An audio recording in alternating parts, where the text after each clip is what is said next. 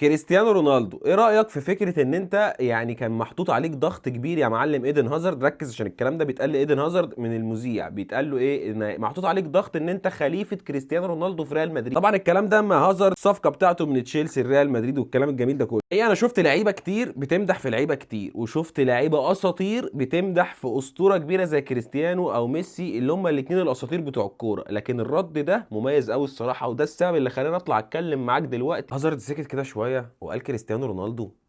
انا ما فكرتش في الموضوع ده خالص، الموضوع ده ما جاش في ذهني اللحظه. مذيع سكت كده اللي هو استغرب، يعني ايه كريستيانو رقم 7 ومشي وانت جاي من فريق كبير وانت نجم كبير وراجع تلبس رقم 7 والكلام الجميل ده كله. هازارد ده قال له انا الموضوع ده ما جاش في بالي اللحظه، لان كريستيانو رونالدو ده ما فيش لاعب في الدنيا اصلا ينفع يعوضه. ده لاعب جايب جوال اكتر من الماتشات اللي لعبها. انا بواجه صعوبه ان انا اسجل هدف واحد اصلا. هو كنجم كبير بيقول لك انا كان ممكن اشارك او اساعد الفريق بطريقه تانية غير ان انا اسجل الاهداف، لكن كريستيانو رونالدو ده مين ممكن يعوضه؟ يسلم لسانك يا معلم والله.